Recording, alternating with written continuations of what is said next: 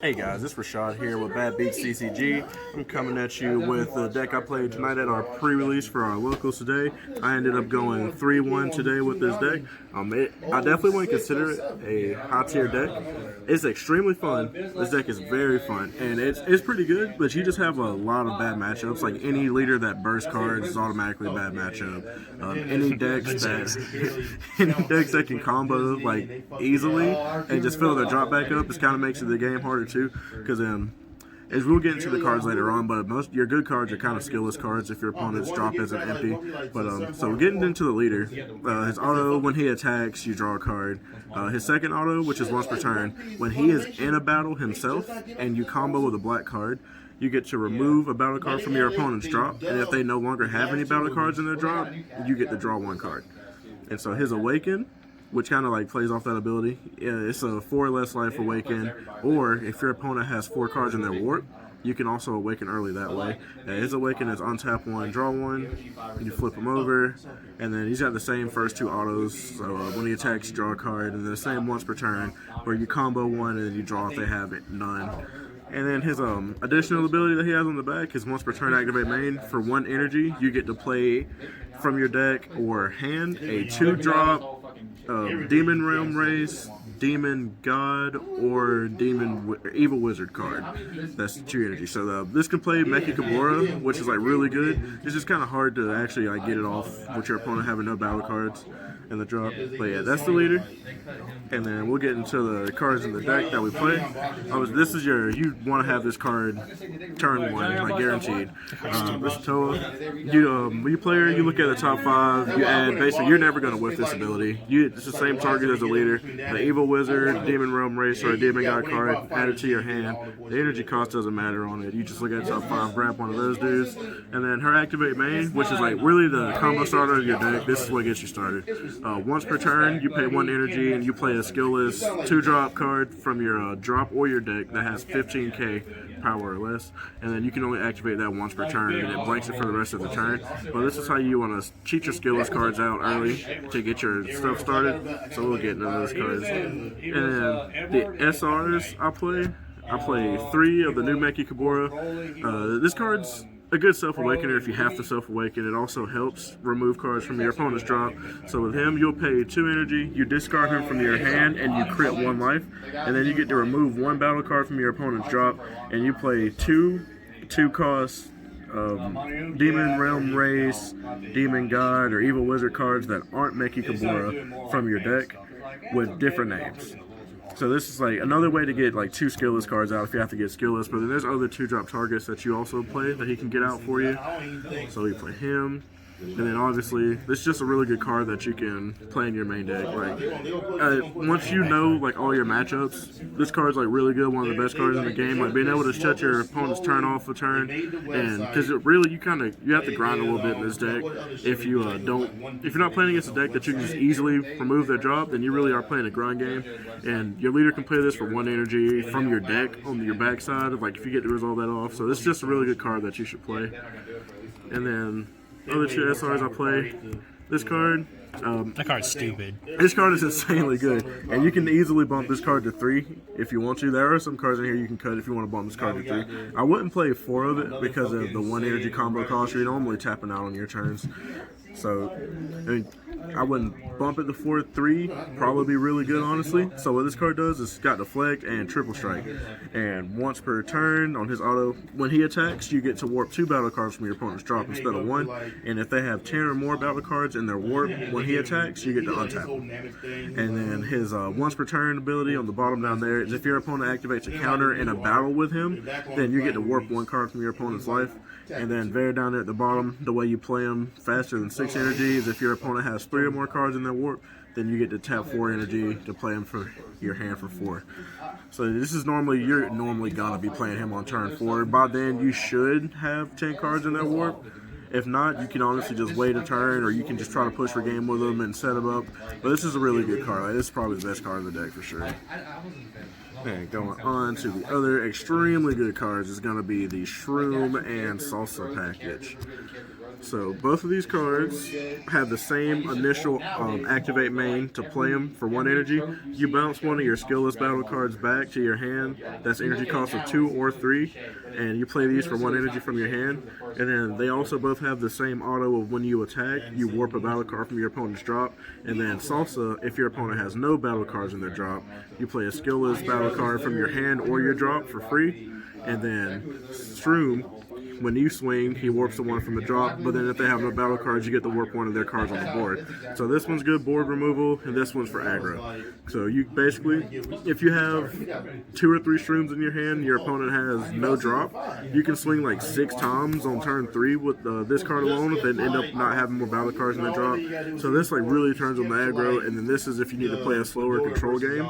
But they're both like good in their respective ways, and you definitely have to play for both of these cards. And then on to the vanillas that we play. I played 4 Salsas, 4 Shroom, and just 1 Gravy. The 1 Gravy just because he's a 20k. You can play it off Neki Kabora. You can play it off your leader if you have to. You cannot play this card off of Toa. So that's the one bad thing about playing it. But it's just a one of that's just 20k that you can grab later on in the game. So that's the reason I just play one of that. And then on to some other supporting cards in the deck. I played 2 Chain Attack Gravy, 2 Chain Attack Poutine. So Gravy's ability is once per turn, when it's your turn and you combo with a card, you get to draw 1 card. But it has to be a Demon Realm Race, an Evil Wizard, or a Demon God card. The leader is just any black card, but it has to be one of those specific 3 for you to draw off the Gravy effect. And then when he's removed from your battle area by a skill, you get to warp a battle card from your opponent's drop. She's really good. Poutine is really, honestly, unimportant. When you play her effect is when you combo with one of those specific 3 cards, you can give it 5k power. So it makes the Demigra is 0 combo cost. But if you have the Poutine on board, you can combo with it for 5k. You mean the Gravy? Yeah, the Gravy. So it can come up, but more than likely you're just going to be comboing with this card to draw with your leader in the Gravy combo. So that's why you can cut the Poutine altogether if you don't want to play the Poutine. She's just there for another name. So it's another name for Mickey and the leader on the backside. And then we're getting some of the non-Shroom and Salsa cards I play in my deck. I do main board 3 BMS because BMS is insanely good still. And I main deck 3 of the Super Saiyan 3 Tag Team Gohans. Because the Gohan gets triggered off of your 5 drops when you remove one of your skillless to play them. That's removing them by skill. So then you get to play the Gohan for free. If you're trying to aggro, it's a free 15k. If you're playing more of a slow game, that's another blocker you have down so you can try to stall out. So it's just like a really good card, and I definitely would recommend playing at least 3 copies of this card in this deck. BMS is just extremely good in this format right now. There's no downside to playing it in your deck because it's black, so if you don't need it, you can charge it. It's a self-awaken if you're going to have to awaken at 4 life without your alternate effect. And then if it's just bad in your matchup, it's an easy card that you can side out. So I definitely wouldn't play less than 3 of that in this deck. And then on to the last couple cards. First, we play the Vegeta Super Combo because you do need the cycle. Yeah. And then with this leader, since you only have to combo with a black card for his effect, if they have no cards in their drop and you combo with this super combo, you put one on the bottom, but then you draw 3 cards instead of 2. So it actually makes a super combo a +1 instead of you just staying at getting rid of 2 cards out of your hand and getting 2 cards. Turns this into a +1. Seeing 3 cards is way better than seeing 2. You know, an extra card really matters sometimes. Does it make it to where the Chain Attack Gravy you draw 4 instead? No, the Gravy only draws if you combo with those 3 for specific types. Gotcha. It'd be busted. Yeah, I'm about to say that would be insane. The Gravy is for every copy you have on the board, you draw 1. So oh my god, insane. That still is really good though. I only played 2 copies of the Unison. The Unison's actually not that bad. At first I wasn't playing it, but when his auto once per turn, when you combo on either player's turn, he gains 5k power for the turn and 1 marker. His +0 is really the only reason you play him. He just removes a battle card from their drop, so it's easier to set your skills up like that. But then his -4, which honestly I never got to do a single time today because everybody just got it off the board when I played it. But his -4 allows you to play some of the Demon Realm guys for free also. So it's just another way to get some of your guys out for free. So the units is not bad. You can not play it if you don't want to play it. You can play 2 or more.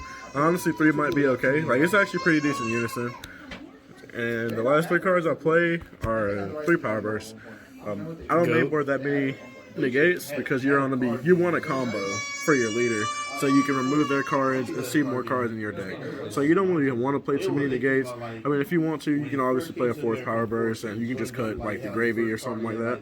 But there's the one drops you're gonna be adding back is Toa 9 times out of 10. Like you're never gonna add the BMS unless it's that important in your matchup. So this is also really good to get the Toa back. So it's just the best negate you can play. And you were able to outgrind Dark Broly. Yeah, today. I did actually outgrind Dark Broly with this deck today. We did go to game 3. It was a really close game. It was against one of my good friends, and yeah, so grinding. You're X1, right? Yep, I went X1 today. I played against the new Whis, which I won. Played against Dark Broly. I won that one.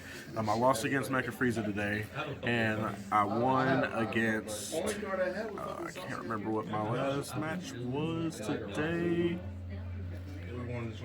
It was. Well, your last match was against Whis, so. Hey, my very last match was against Whis. You played against the Dredge Coup. Yeah, I played against Dredge Coup round 1 today, I literally never got to resolve any of my battle cards against that game because the leader just burst 3 to draw. You said that aggro? Every time he was bursting, it was always 3 battle cards. It was like, wow, this is another grind game. So then I played against Dark Broly second. So I played against 2 decks back to back. They were just constantly filling the drop of cards. So I literally just had to grind those games out with no skills on any of my 5 drops. So those games were really rough. I'm about to say, so like what you would say to people that are like, if you can't get rid of Grave, like the deck sucks. Like you were able to do it. You know what I mean? I was able to do. You can definitely play without. It's a struggle. It's a struggle, but you're still at the end of the day. You're still playing 20Ks for 1 energy. So right. They're having to give cards up. You're still removing their cards from the drop too. So you can remove some key things, and then eventually they're going to get their warp filled up, and then you just drop this dude when they get their warp filled up, and win. And you just win. Like you just have to grind to this. This essentially becomes you have to draw this basically when you're playing against those grindy decks. Well, guys, appreciate your profile, bro. Thank you. This is Rashaad with Bad Beats CCG, and we'll see y'all later.